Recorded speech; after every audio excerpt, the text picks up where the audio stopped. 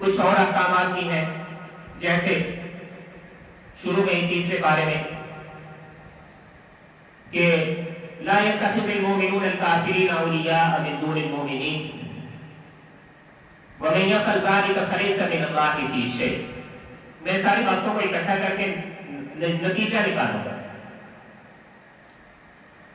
کہ اللہ تبارک و تعالیٰ نے فرمایا کہ مومن کافروں کو دوست نہ بنائے، لا يتخذ المؤمنون الكافرين اولیاء، مومنوں کو چھوڑ کے، ومن يفعل ذلك، جو کوئی انہیں دوست بنائے گا، فلیس من اللہ فی شیء، اس کا پھر اللہ کے ساتھ کوئی تعلق نہیں۔ تھوڑا سا آگے چلیں 6 پارے میں،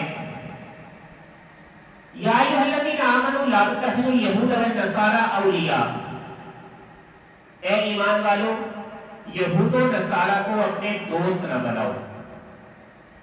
اس سے اگلے رکوع میں یا ایھا الذین آمنوا لا تتخذوا الذین اتخذوا دینکم ہزوا ولعبا من الذین اوتوا الکتاب من قبلکم والکفار اولیاء، اہل کتاب میں سے اور کفار میں سے جو کوئی تمہارے دین کا مذاق بناتے ہیں، کھیل بناتے ہیں، ان کو کبھی دوست نہ بناؤ۔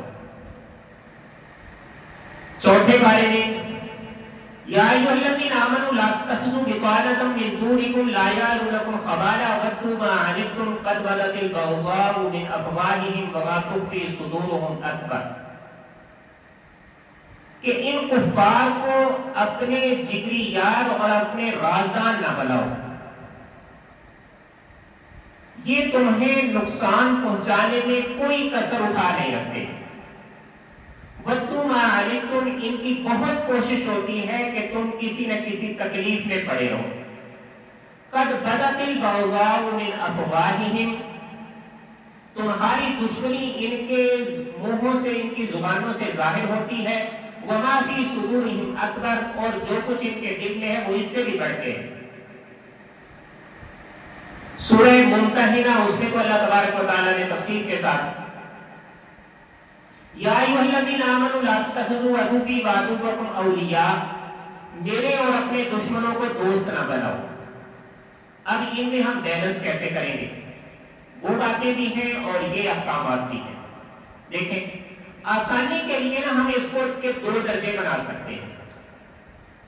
ایک ہے کسی بھی کافر، وہ یہودی ہے، وہ عیسائی ہے، وہ مشرک ہے، وہ کوئی بھی ہے، کسی بھی کافر کو اپنا دلی دوست بنانا، دل میں